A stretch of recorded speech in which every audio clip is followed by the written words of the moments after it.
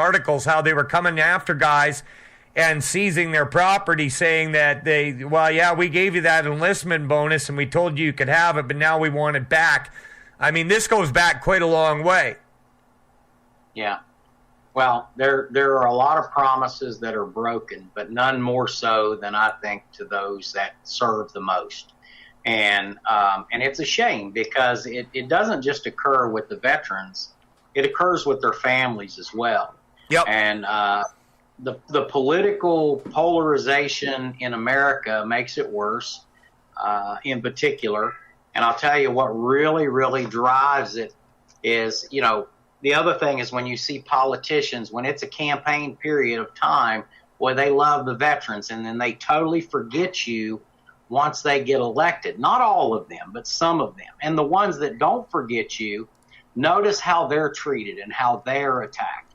So I think, those that serve, those that are actual patriots that love God and country, it's time for us to come together and make a stand on some of these things. I mean, it is really outrageous. I'm glad you brought this up. I really am, because it's something that really bothers me, that I can go into a community and I can almost point out the homes of veterans, because they'll be the ones with the poorest looking vehicle or the poorest looking conditions.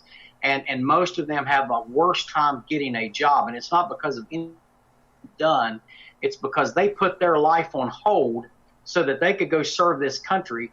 And then they come back and some weasels that didn't serve, you know what I mean?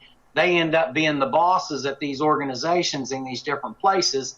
And then, they shut them out of the jobs, and it's terrible what happens. And then the benefits, the politicians that break their oath and their promises to take care of these folks, it's disgraceful. It's an absolute disgrace. It is. So, you talked about the polarization, and it used to be that polarization was such that everybody backed the military, at certain times, like you said. But now it definitely seems that one side of the aisle, so to speak, is far more openly hostile towards the military, unless they're sending you guys to Ukraine or whatever, if the cause is righteous in their eyes, like you said. But they seem to be more openly hostile.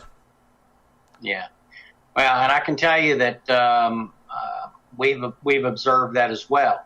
Yeah. And we also see a level of victimization. Your heroes nowadays, they are victims. You are a victim, you become the hero. You're not a hero now because you stand up to the bully and punch him in the nose. No, you're a hero now